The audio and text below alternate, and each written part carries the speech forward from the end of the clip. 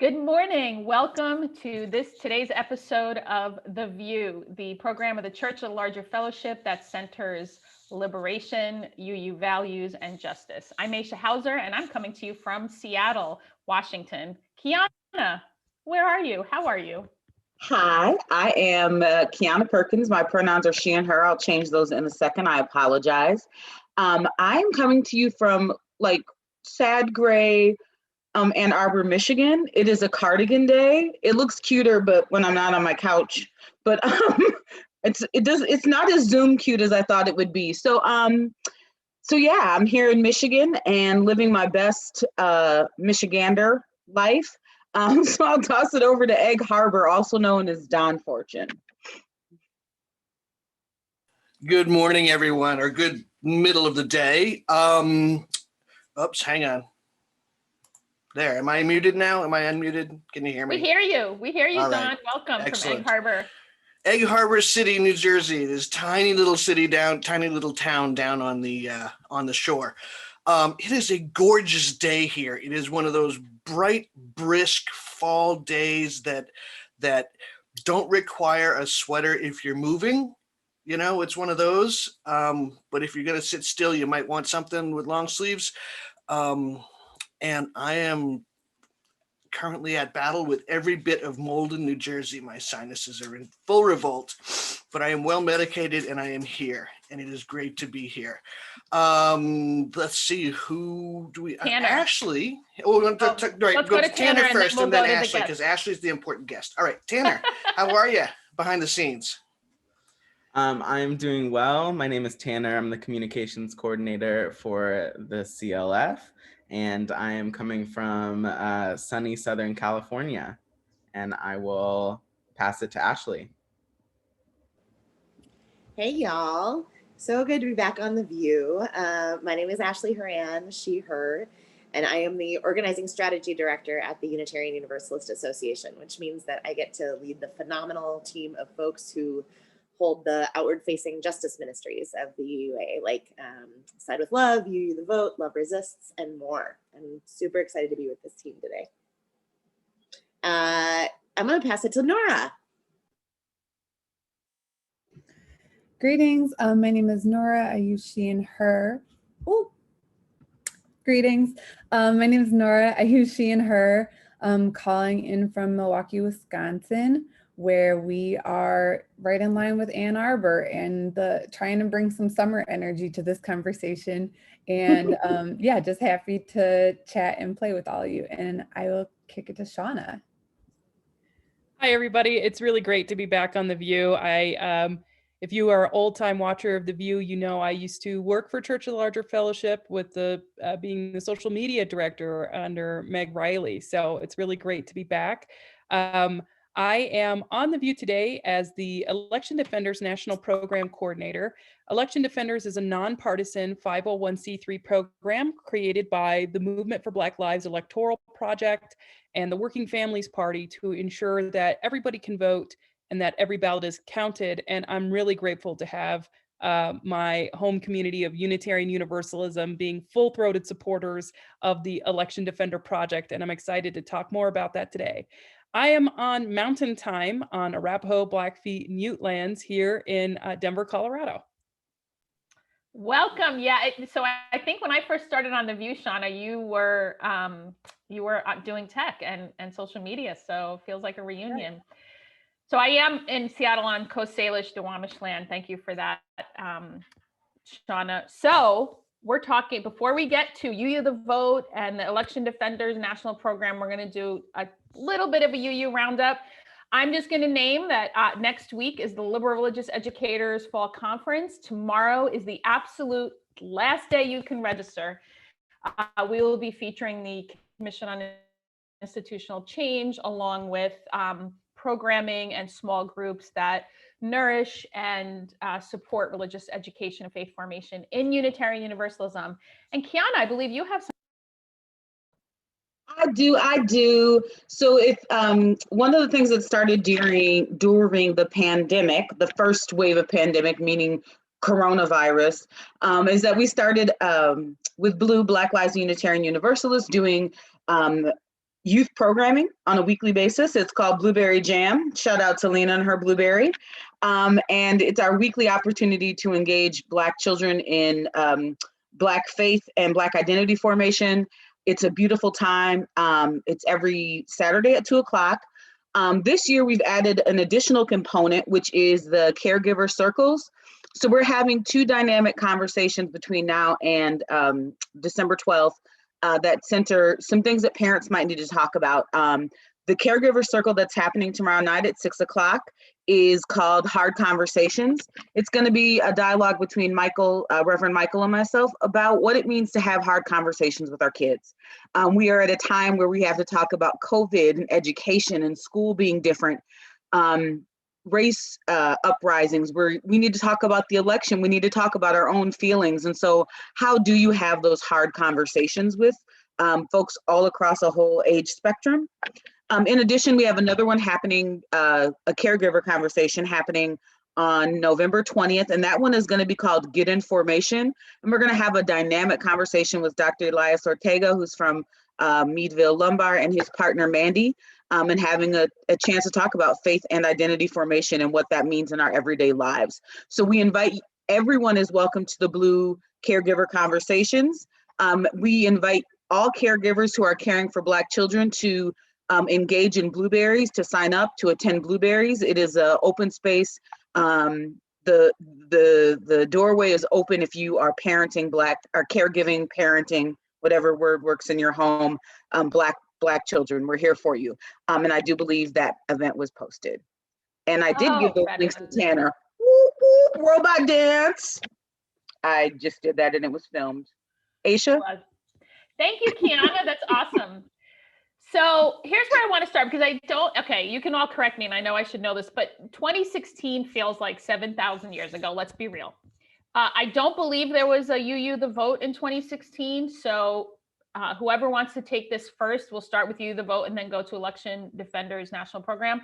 How UU the vote came about and where some of your initiatives. So should we start with Ashley? Yeah, I can start with that. Although I do want to give Nora a chance to speak after me, because Nora was on Side with Love staff back in 2016. Yeah, I think part of that story starts in 2016, right? About how many folks in Unitarian Universalism were frankly shocked that Trump got elected. And I think given, who our folks tend to be, who are, predominantly white liberals, educated, living in urban and suburban areas, it was a big surprise to a lot of people, and people were really frozen in that moment and didn't really know how to respond. Now, of course, for many, many people, this was not a surprise at all, right? Everybody could see this coming. And I think our faith had a particular dynamic around, well, what do we do now? How can we be of use? And so, fast forward a couple of years as people are trying to figure out how to navigate under the Trump administration and the atrocities that are being committed there. And we started talking about what it would mean as a faith to be out there really publicly, not just about electoral politics, but about the ways in which our values can be a counter to the prevailing public narrative around separation, division, hatred, targeting specific groups of people, Black, Brown, Indigenous folks, disabled people, queer people, trans people, right? And we have we have a history of being pretty quiet in public spheres, right? We are not an evangelical people for the most part. And so President Susan Frederick Gray challenged us a couple of years ago at her GA speech. She said, we need to UU the vote. And at that point, nobody really knew what that meant. And so I was hired as the organizing strategy director at the UUA in August of last year, a little more than a year ago. And the first thing that got put on my plate said, we have this thing called UU the vote. Nobody knows what that looks like yet. Nobody knows what it's going to be. And so over the course of this past year, we have developed a full staff of folks who are holding this. We've built partnerships with people across the country working in state advocacy networks, in our congregations.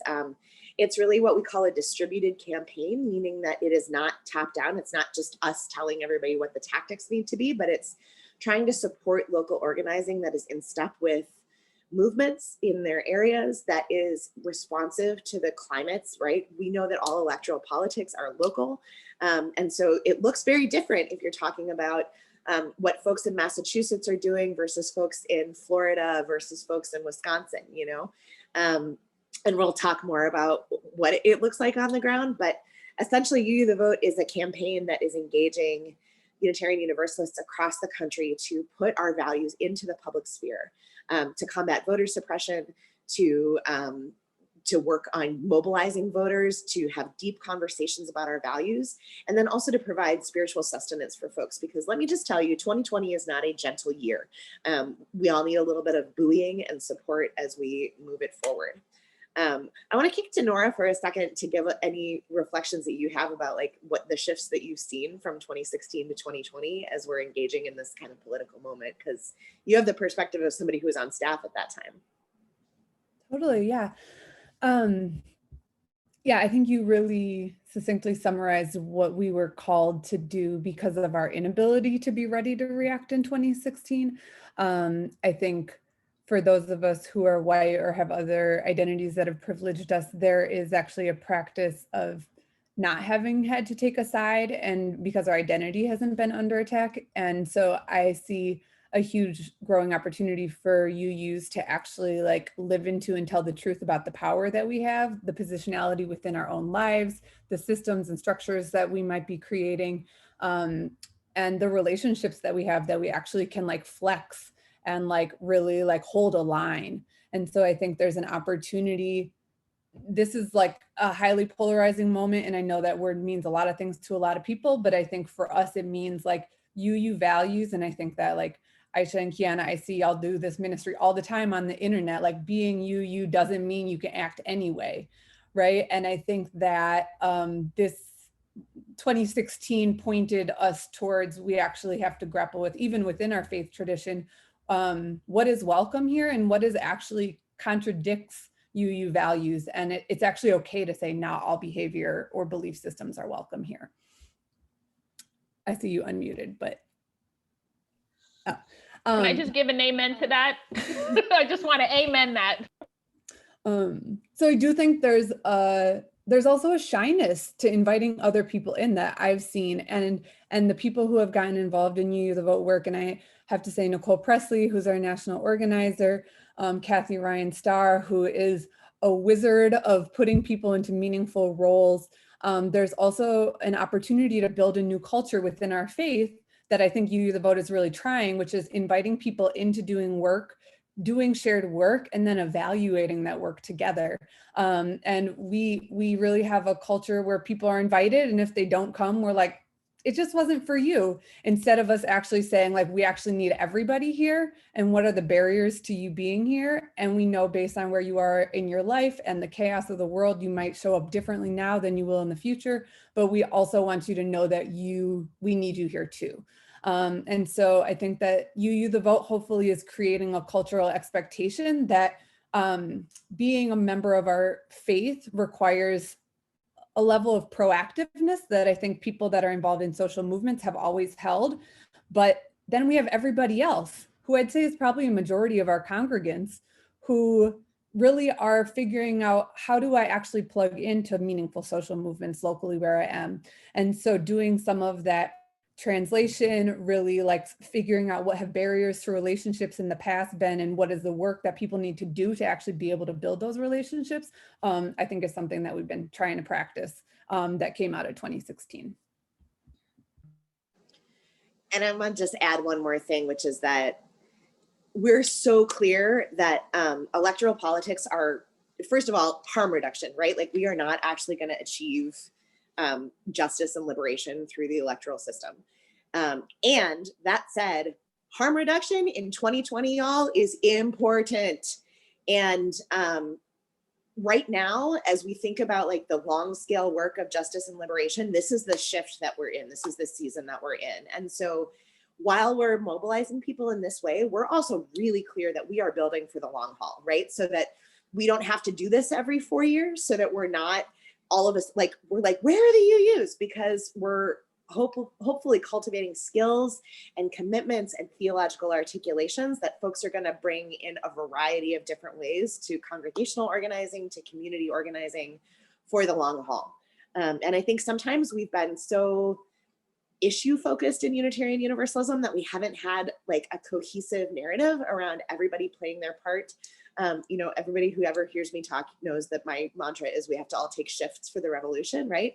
But this thing about we each have a role to play, and there's no excuse for not being a part of that in some way, because if we're building a formation that is big enough and has the capacity to absorb people and put people into meaningful forms of work and connection with each other, then we're building something that is going to not end, you know, on November 4th or whenever the hell we actually have a result from this election.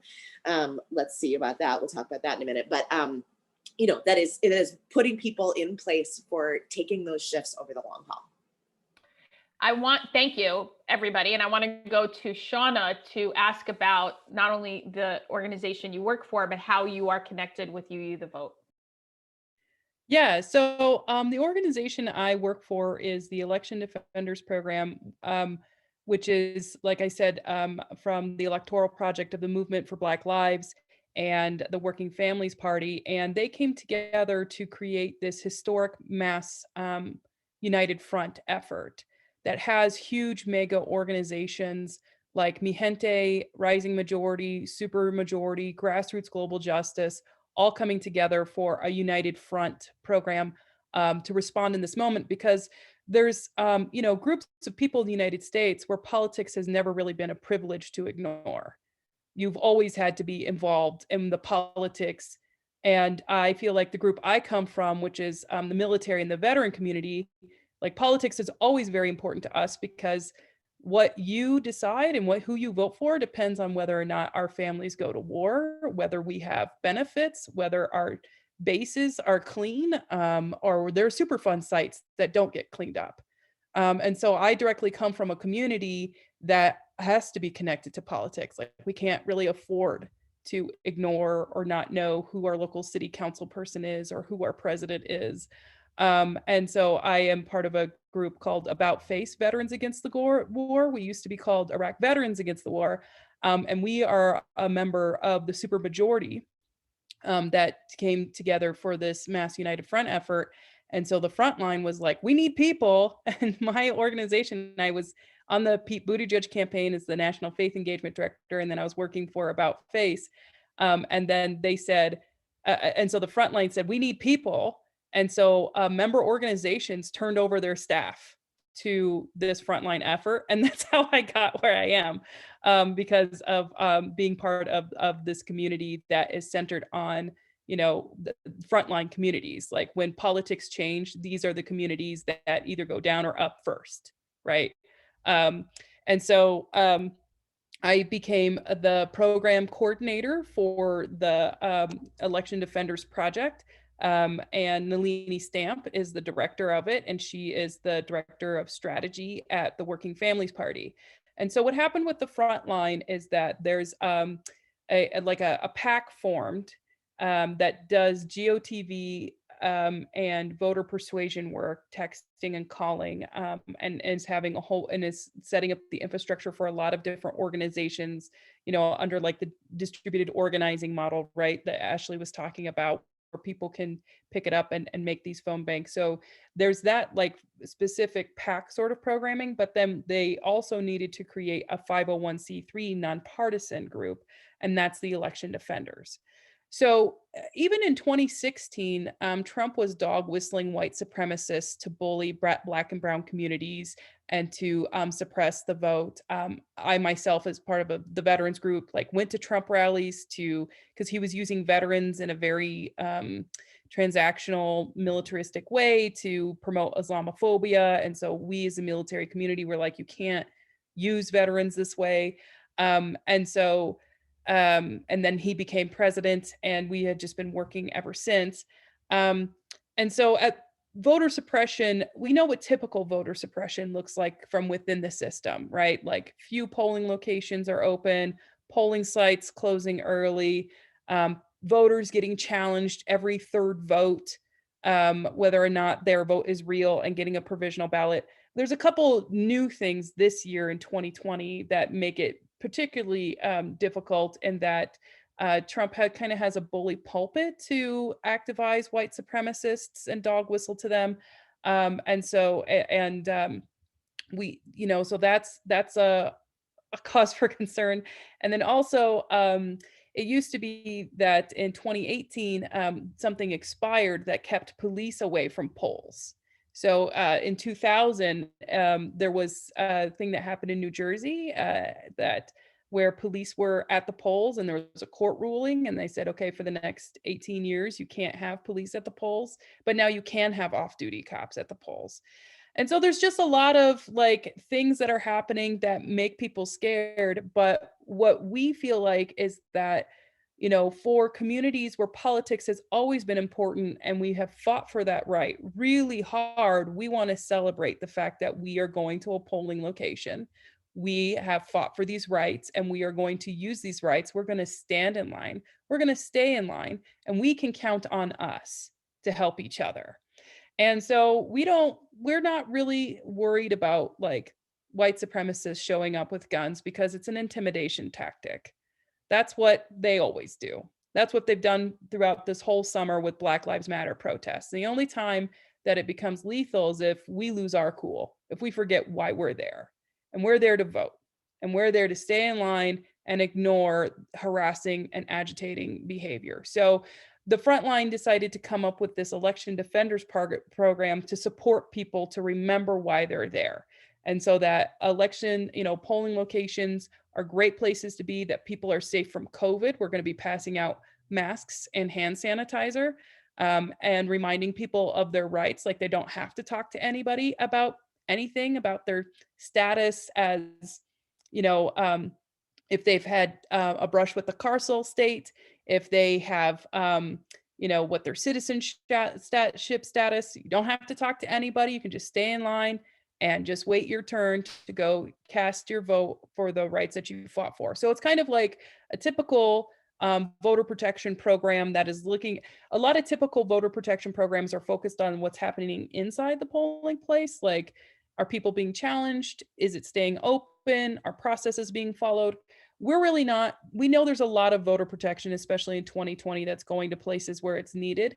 So we're trying to work with those folks to focus what's happening on the outside. Are people feeling encouraged? Does it look like a safe place to be?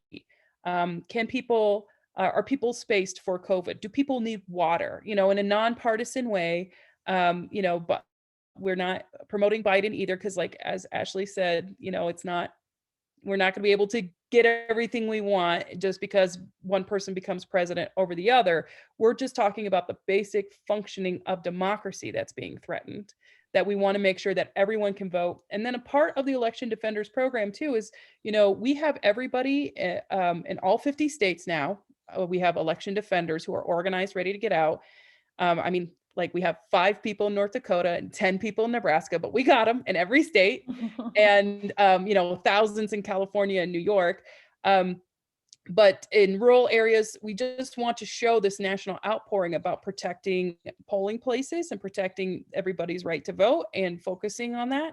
But then we also want to make sure all the ballots get counted afterwards. Right. If like in 2000, people were trying to count the ballots in Florida, but they were threatened and intimidated and stopped. And a ruling came on who the president would be without all the ballots being counted. And so we don't want to repeat that. We want to make sure that everybody votes, everybody's ballot gets counted. So that's part of the program too. Not only are you activated for election day, but post-election day, making sure that people, all your elected officials that are there to represent you, know that you're watching and that you want your ballot counted.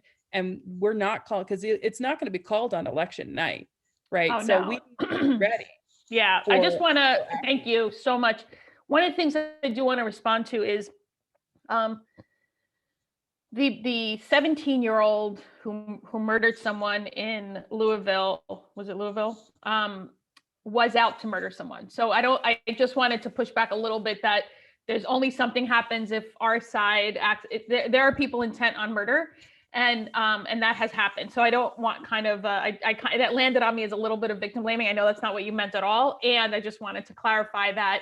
Sure, people can mind their own business, stay the way they want to, and there are murderous Seattle seems to be a hotbed for Proud Boys, which I just found out recently from my 80-year-old neighbor who saw a car that said Proud Boys. So thank you for that, Shauna. And I want to throw it back to either Ashley or Nora to talk a little bit more about how you're all coordinating with Shauna's organization and how UU the Vote is expanding with local entities. Yeah, Nora, do you want to talk a little bit since you're on the ground in the field in Wisconsin? Sure, yeah. That was Kenosha. Sorry, it was Kenosha where the 17-year-old murdered someone. My bad. Yeah. Yeah, and I think that actually the murders that happened in Kenosha really brought together UUs from southeastern Wisconsin in a way that I haven't seen since I started this, and also kind of exposed that there are a lot of folks really trying to figure out what social movement means right now and what are the local demands. And just like to keep it real, there are a variety of thoughts about defund police, demands happening here in Milwaukee and definitely in Kenosha and Racine, which is the town between Milwaukee and Kenosha, from organizing leaders and leadership, right? And so I think that how we also ourselves like collectively build the political analysis that allows us to know why being aligned with the movement for Black lives and demands like defund the police actually are like rooted in our own faith, allows us to have some clarity about who we get behind and who we align with. So like from where I sit in Wisconsin and kind of like how things are rolling out, and I think this is happening at the speed of, it's not the speed of trust, like Adrienne Marie, this is at the speed of, I hope this is gonna be something. And so, yeah, things are moving really quickly, but the election defenders here are really like companioning. And I think like Shauna, you really nicely said, like there are so many folks who are already in motion. And one of the values of UU the Vote has been, how do we companion and contribute to pre-existing institutions and organizing that's happening that is aligned with our work? Because we know that, especially as a national organization and as someone who's been employed by national organizations most of my adult life, like there is a like deep ambivalence and mistrust of a lot of local organizers because of the way that national groups show up, right? There's like a temporary investment of resources and maybe staffing, and then people get pulled out. And it doesn't actually lend itself to building the long-term multi-year relationships that we know allow us to win campaigns and like build. So a good part of my work as a UU the Vote staffer has been, how do we actually build UU infrastructure in the state? And so working with the Wisconsin UU State Advocacy Network, which is an awesome new state advocacy network just getting up and running to like figure out what are their goals and what is their how are they coordinating and supporting UU justice work across the state? And then like figuring out what that means for, in addition to staffing, how do we actually do deliberate resource sharing? And how do we actually fund and normalize getting money to Black and Latinx and Native-led local organizations that are really leading a lot of the defund work that's happening here in Milwaukee as well as across the state? I wanted to kind of just add a little or ask a question, I guess, which is our frame to say, like, I think as a culture, we're taught that it's an election day. Like there's times and things that run up to an election day, but we, I think, have to zoom back out and start thinking of it as an election season. If a campaign runs from, let's say, a year and a half before an election, then we have to also be on our P's and Q's a year and a half before the election. If the person who wants to govern my life and govern things needs 18 months to prepare to govern me, guess how much time I need to decide if they're going to govern me through the process of voting? 18 months. So I think we need to get a bigger lens and start calling it election season. And for me, it really falls from like June, because a lot of preliminary, our first first round, for lack of a better word, elections happen in early August. So the season really is June to January when new leadership takes place. And then January to June is a relaxed season, but it's not a non-season. The way that our government works, the more I'm understanding it, there's layers to everything. So who gets elected when and how and what role they play, I think you really have to start to untangle some of those layers and how they're working for and against us, and make a strategic plan, Ashley, around how you're going to combat that all of the time, not just a couple of points between, you know, the election that happens in August, a check-in in the middle, and then election day. I'm not looking forward towards election day, because I know this is a season. And so for me, the season is like pushing it to inauguration because it's a presidential year. So I just think we got to widen the lens and really think about the same level of strategy that's used to get us to make a vote is the same level of strategy we need to use to rally around the electoral process. I think one of the things that we tend to do, and I say we, identifying myself as a person with a great deal of privilege, is that we tend to show up when something's on fire, or something's urgent, or we as predominantly white Unitarian Universalist congregations, you know, come February and March, start looking around for people of color to preach during, right? I mean, you know. Y'all do it, but that's when we charge you double. I know. That's when we charge you double, just so that you know. And I want you to know that in the past year, every Sunday that I'm not in the pulpit, I have worked really hard to make sure there's a person of color at the front of the room. Because I can't change my skin color, but I want to make sure that my people get access to people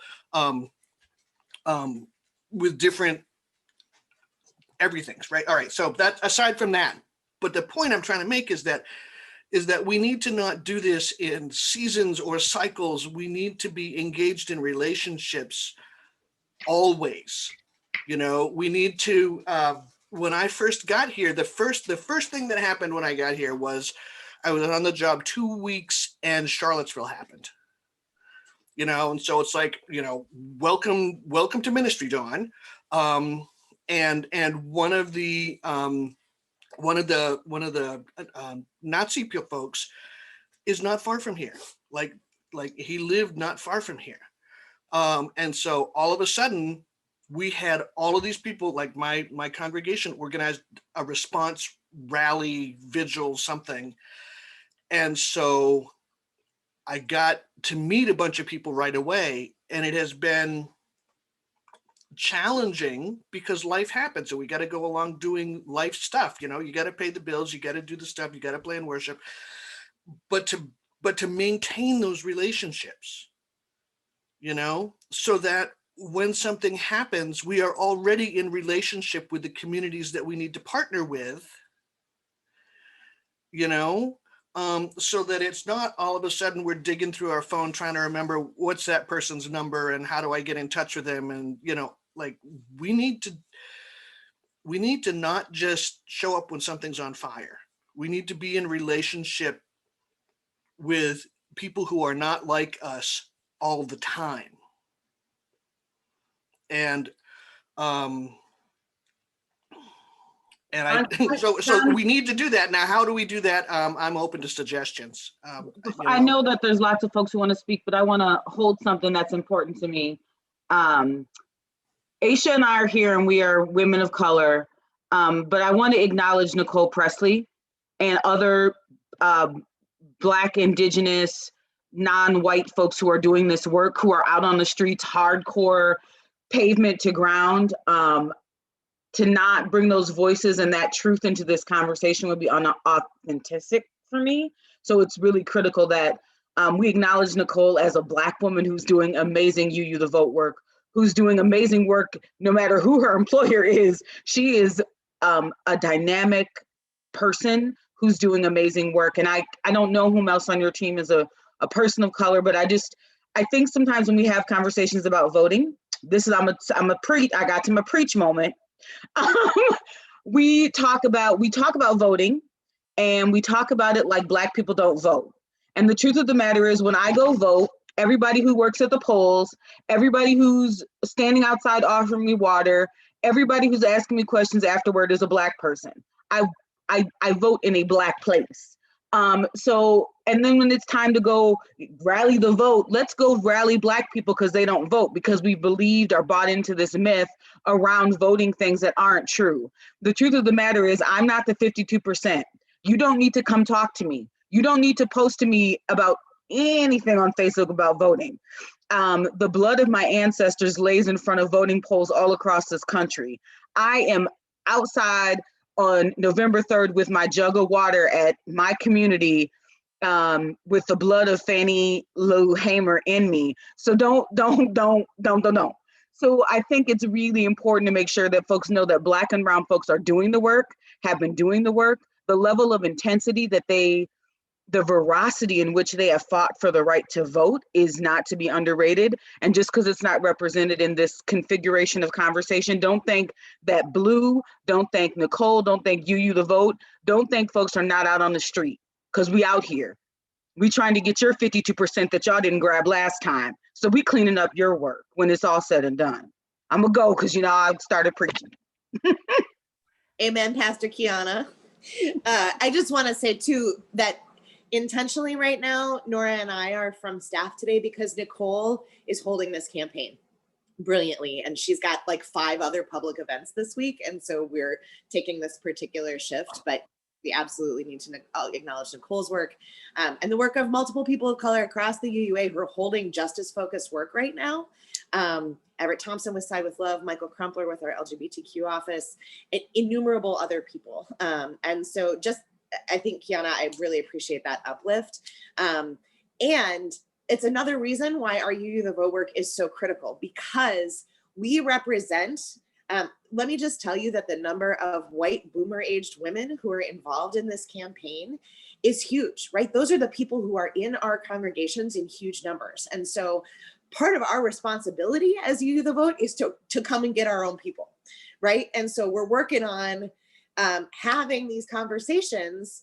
I talked a little bit earlier about like how hard it has been to convince UUs to be evangelical about our values in public, right? Like we are a timid people sometimes, and that's due to a lot of complicated factors, including religious trauma, whatever. But while we acknowledge that it's complicated, those are also the folks who absolutely we're seeing like begin to move into formation. Maybe it's, we're late to the game, and those are the folks that we're targeting right now, right? So these white suburban folks who need to be having these value-based conversations with their families, in their neighborhoods, in their communities. Those are our people to clean up, like those are the people that Nora's working with, it's people I'm working with. And I think there's something huge to be said about like, we absolutely have to be moving in partnership with movements that are led and anchored by BIPOC folks, by queer and trans folks, by disabled people. And we also got to come correct when we come to those relationships. And so part of that work is internal for us. And that's how we understand our role as UU the Vote is not leading everything or creating a separate track, but trying to mobilize our people as usefully as possible to get our own house in order, to do as much impactful work as we can, and then to be in relationship and in concert with the broader movements. And I just want to say specifically, in terms of like where we are right now, let's be real that like, I live in Minneapolis, where white supremacists showed up during the George Floyd uprising that was happening 8 blocks from my house. I was at the 4th Police Precinct when white supremacists showed up 4 years ago during that occupation and shot people. Like, there are people being imported into our communities to do voter intimidation. We are entering a period where we actually do not know what's going to happen, although we can anticipate that post-election day, or we could say when voting is over, right? To think in terms of those seasons, right? Because the election is already happening. Millions of people are already voting. This period between when the election officially stops on November 3rd and when we are theoretically going to have an inauguration could be marked by a decisive victory by one or both sides that is also met by mass uprising from broader community. It could be met with an entirely contested election where nobody knows what's going on. It could also be met, and the president has said this directly, that there could essentially be a coup, right? We know the decisive results, and I'm just not going to listen to them. I think our role right now as folks of faith, number one, is to say, we're going to move with people who have known that these threats have always existed, who have known that the state is not where safety comes from. We're going to help people not quell the anxiety, but move with it, to channel it into effective ways of being in relationship with each other, with broader communities, and in alignment with a much longer term vision of what a society that reflects our values looks like. And so for election day, I'll talk about our relationship with election defenders, and Shauna can talk more about this too, but we're channeling people. We want people to be at those polls, to do everything that we can to ensure that we have the best conditions possible for a more peaceful transfer of power and for a free and fair election.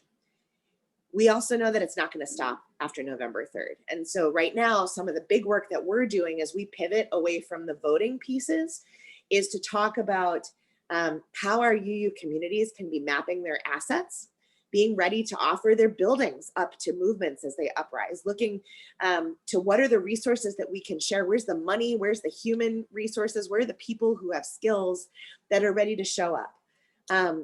And so we could drop some links and stuff too around our asset mapping tools, but in every single congregation right now, I don't think any of our congregations are meeting in person across the country. And so we've gotten direct requests from our friends at the Frontline, from the Rising Majority, from our organizations to be like, y'all have 1,200 buildings. What if we could give these spaces to our movements right now? What if we could tap into those endowment funds that people are sitting on that are not being used right now, but that could provide, you know, bail funds or defense or, you know, supplies to folks who are going to be out in the streets looking to protect and increase democracy in this time. We have real resources that we can mobilize. And so part of the work right now is, you know, we're going to put down those little postcards that folks have been writing and that have been so beautiful to watch people do. We're going to end our text banking when the election is over.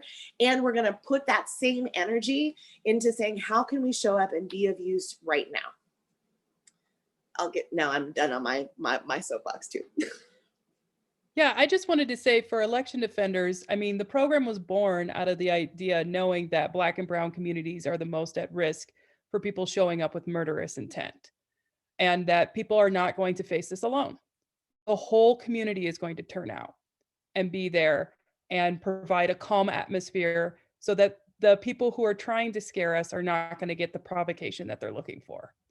And the election defenders is led by the Movement for Black Lives. So I have to talk about Maurice Mitchell and the Leanie Stamp, who are leading that there, who are asking Unitarian Universalists to show up if they can, and to put their bodies at risk as much as Black and Brown bodies are every time they go and vote.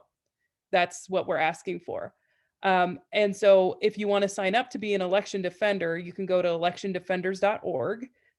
Nicole got UU the Vote and Side of Love and all of our UUA lists out there with that call to come and be an election defender. So really shout out to Nicole for making that happen, making sure people know that there's something that you can do on election day. And the people who are the most affected by our political system are the ones calling the shots. And you can be in solidarity with them, and you can march with them, and you can make sure that after the election day through inauguration day, we've got a plan. And we want you to be part of that plan. And we want you to join by going to electiondefenders.org and be in solidarity with people who are the most affected by politics.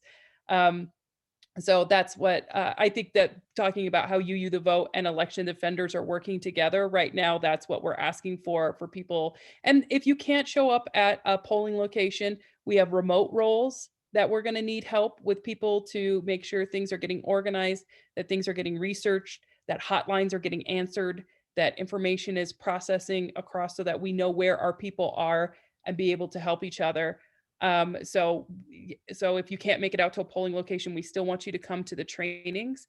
Election Defenders has a series of trainings about like what to do when white supremacists show up, what to do if your polling location is closing early, what to do if somebody, you know, making sure that the polling location is safe from COVID, right? As much as it possibly can be, by passing out masks and water. And so we're organizing this huge nationwide effort, and we want you to be a part of it. And in key polling location areas, we have a little bit more of a structure to help people, people who are used to like hate watch kind of people, who are used to white supremacists and what they do. We'll be having rapid response teams to that in key locations as well. So we've got a plan coming together that we want everybody to be there, so you're not out there alone when the Proud Boys show up, right? Like that there is something to do to keep things calm, and for us to celebrate the fact that we're still able to vote and our vote still matters, and we're going to make sure that it counts.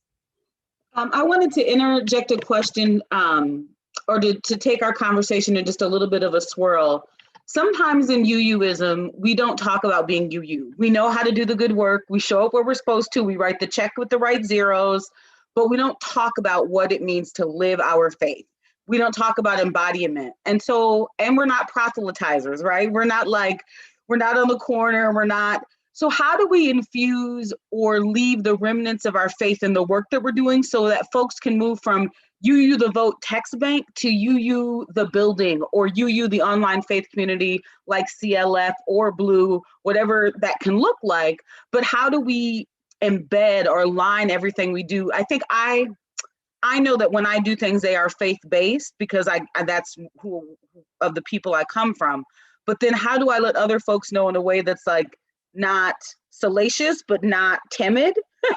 Where's the dance at? I'm going to toss it to Nora. How do we live and embody faith without being so enthusiastic that folks get turned off, right? Like, where's the fun middle? I'm trying to live in that fun middle. And I'm not sure I know, but here's what I'm trying.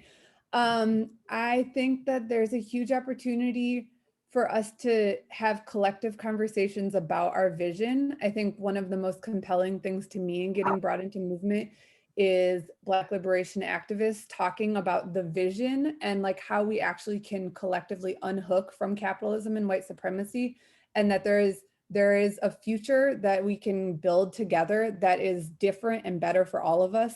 The way that abolitionists teach us that like we actually have to be able to imagine something that maybe none of us have ever experienced in our bodies, and that like we can practice that with each other and how we make decisions and how we share power and resources. So I think part of it is about how we do study while we're also in action.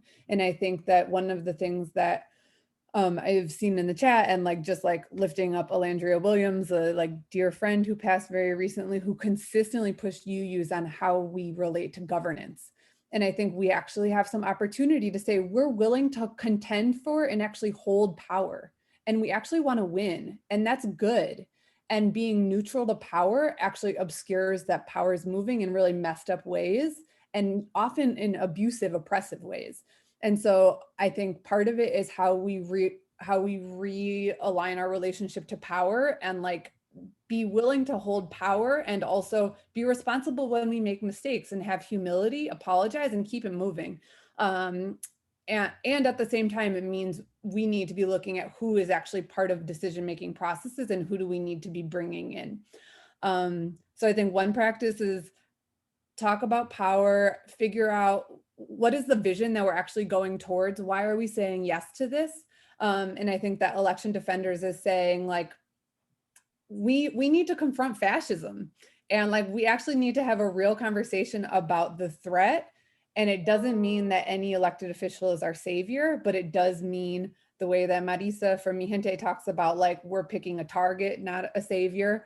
I think it's like so helpful, because it is a reframe around like the person who is president. Being a president means that concessions have been made. And so things will not be good once any human becomes president, but we actually will have some more space to fight.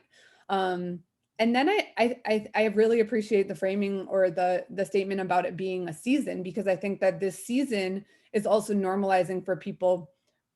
I literally, before getting on this call, I was like, I'm wanting an election vibe in this house I just moved into. Should I like write some pieces of paper and I can pull down a calendar like if we were together in a like traditional election? And I was like, how many numbers should I put? Should I just count down till November 3rd? We could be pulling numbers off the wall of a calendar for months, you know? And I think that the reality is like it is, we trust and like want to create a like collective organizing opportunity for people to like opt in, say yes, take a break when you need to, because if you've been going hard for many months, I really hope on November 4th you get some hot soup and take a nap, but we like need you on the 5th. And yeah, so just like just continuing to make the invitations and pointing people towards the vision are two things that I would summarize. That's awesome. Thank you. And we have about 10 minutes left. One of the things that is inspiring about the last few years, maybe since the spring of 2017, I don't know if it exactly started there. Unitarian Universalism has to stop being an intellectual exercise. Like our faith needs to be faith in action 100% of the time, because that's been, I think, what has held us back, us being Unitarian Universalists since 61, is this everything.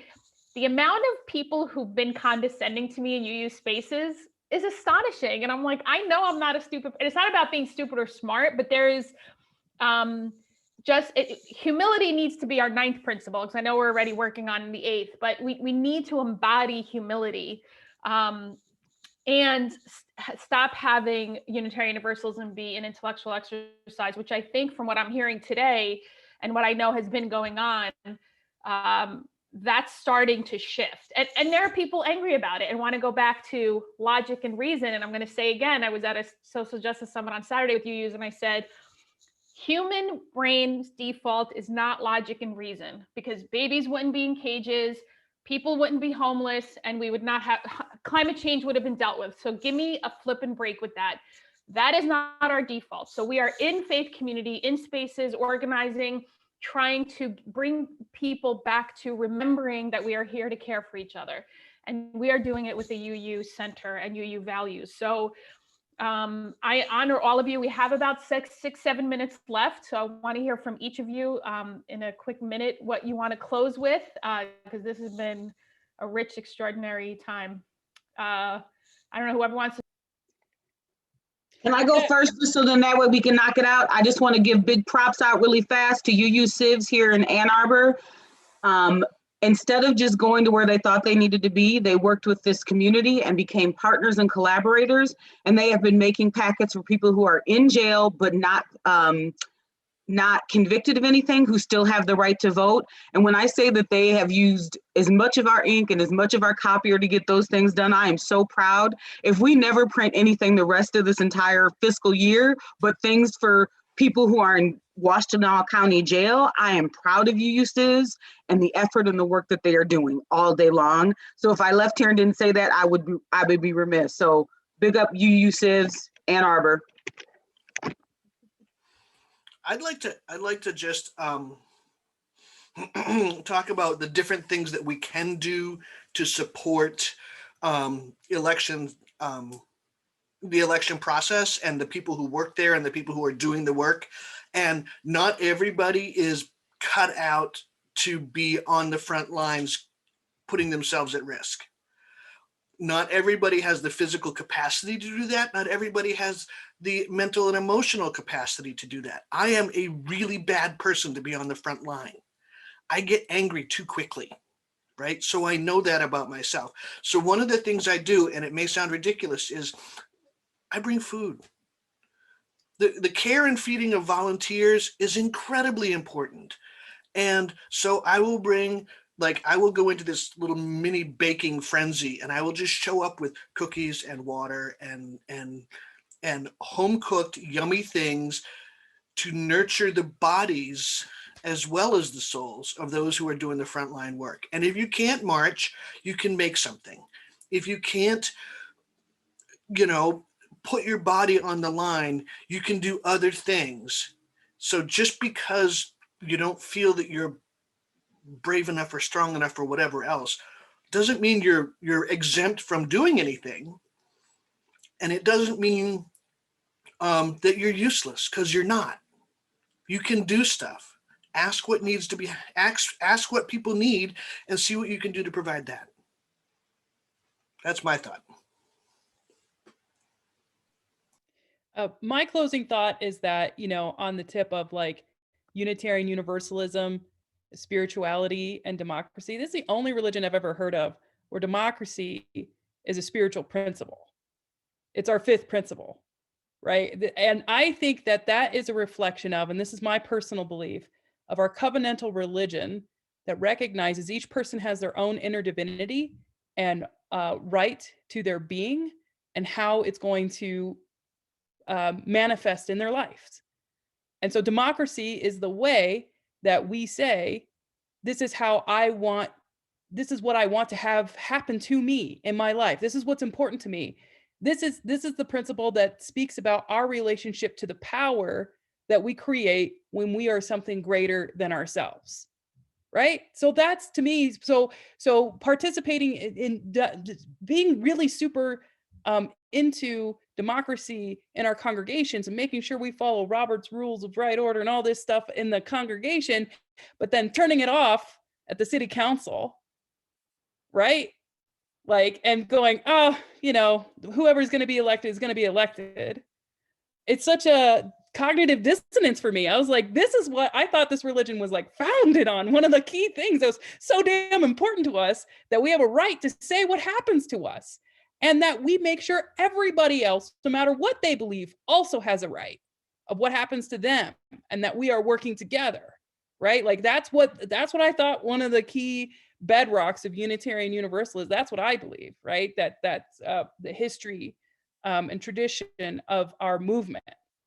So I would love to see sometimes I feel like Unitarian Universalism, we love to control what we think what is in power inside of our congregations, but y'all could really focus that in the larger world, making sure your city council people are also following the Robert's Rules of Order and give the minister a break about it, right? Like, get out there and make sure you are using your attention for detail and your love for logic and reason and your intellectualism and your experience embodiment and all of those things at larger levels too.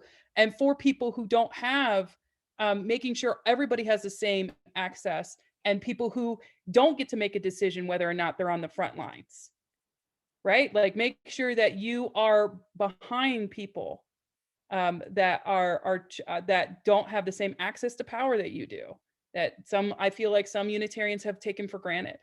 So I feel like that's a lot of spiritual work. It's a lot of humility work that I feel like, you know, our faith tradition is a good container to go through, to be held, to have our hands held as we work through and unlearn a lot of our biases and assumptions. Like, the congregation, I think, can be a safe place for that to happen, because it shouldn't be the person that you're trying to convince to vote, or that you think, you know, it shouldn't be those people, but your congregation that you have spiritual community with can help you be humble and show up for the people who are on the front lines, no matter what they do. Amen. And Nora and Ashley, you both will get the last word. I'll be quick. Yes, co-sign all of that. Really appreciate. Yes, like, I think one of the things that I've been marinating on is, like, I live in a city that's been Democratic my entire life, and I'm 36, and they were quick to tear gas people and put spikes out on the road and puncture people's tires. And, like, it's been Democratic led my whole life. And, like, I think we have an opportunity to bring the same fire that we do to people that we see as targets who might not be of what I've heard you use called the party of our choice, as we do to the party of our choice. And so I do think that there is some opportunity there to bring that fire to people who are our local electeds. And that does go back to, like, collective governance and how we hold folks accountable. And just that I'll add, this is kind of like a pitch for what's coming soon. If you're on the VUU the Vote email list, you probably saw the spiritual sustenance, processing, and planning gatherings that Ashley's holding the next 3 Fridays. I think that one of the things we've been practicing at VUU the Vote is to not be obtuse to the state of the world right now. And we really want people to get right spiritually, to be able to take action. And so that space will be really good for folks who are trying to figure out how to use the asset mapping in a local context. Ashley. Two things. We're still living in the middle of a pandemic. We're living in the middle of a time when facts are not the currency that people are treading in, and fear and anxiety are spreading. I want to also say that courage is viral, which means that we have the ability to inspire and to bring one another along. And the more bold, the more courageous we are, whether it's taking the step of, getting on the phone with somebody you don't know and having that conversation to get them out, or it's being on the front lines and being willing to risk your body. We are bringing each other along with those acts. So find your role, find your lane, do what you can do, and then push your own comfort level a little bit further and bring somebody along with you. We need all hands on deck. You have a role to play. The second piece I want to say is just to quote the brilliant thinker, abolitionist, Black scholar Mariame Kaba, who says about the struggle for abolition specifically, but I think is a word for our time right now, that we have to act with the urgency of the moment and the patience of 1,000 years. To just remember that this is a moment in which the world is literally and figuratively on fire, and we have to act now. But we also have to connect that with the hope and joy and vision of a world in which all of us are free, in which all of us are well, in which we fight for each other, and which the fight is no longer necessary because all of us have what we need to live and thrive. And so that's why we show up now, and it's what we're building for in the long term. And I'm so grateful to be in that struggle with all y'all. Oh, beautiful. Thank you, everyone. This was just an extraordinary show. Thank you. Thank you. I honor you all for your just deep commitment. And it is an honor to be together through all of this. So thank you all for joining us for another episode of The VUU. And we look forward to being with you next Thursday on another episode. Ciao. Thank y'all so much. Thank you.